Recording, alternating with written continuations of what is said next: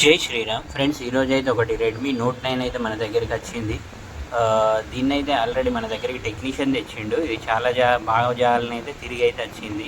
చూడండి, already motherboard ఇలా note 9లోనైతే బేసిక్గా ప్రాబ్లం వచ్చేదంటే CPU డ్రై షోల్డ్ అవుట్లా ఫోన్ అయితే రీస్టార్ట్ ప్రాబ్లం, డెడ్, లేకపోతే అప్పుడప్పుడు ఆన్ అవుతుంది, మన బ్యాటరీ సింబల్ వస్తాయి, ఇవైతే ప్రాబ్లం వస్తుంది.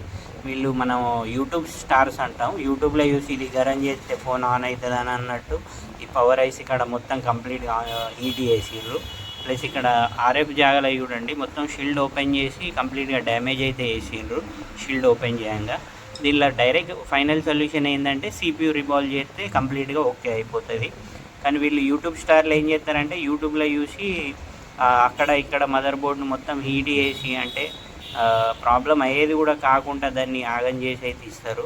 దీన్ని అయితే మనం ఫైండ్ అవుట్ చేసి కంప్లీట్గా CPU రిమూవ్ చేసి ఫిక్స్ అయితే చేసినాము.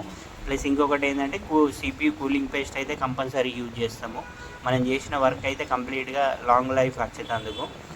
ఫ్రెండ్స్, మీ దగ్గర కూడా మొబైల్కి సంబంధించి డిస్ప్లే ఛార్జింగ్ ఏమన్నా ఉంటే మన శ్రీరిద్ధి మొబైల్ జగిత్యాల అయితే విజిట్ కాండి. జగిత్యాల డిస్టిక్ వాళ్ళు కానీ, జగిత్యాల చుట్టుపక్కల గ్రామాల వాళ్ళు కానీ, మన తెలంగాణ వాళ్ళు కానీ ఎవరైనా రీల్ చూస్తే కంపల్సరీ మన పేజీ లైక్ చేసి ఫాలో చేయండి.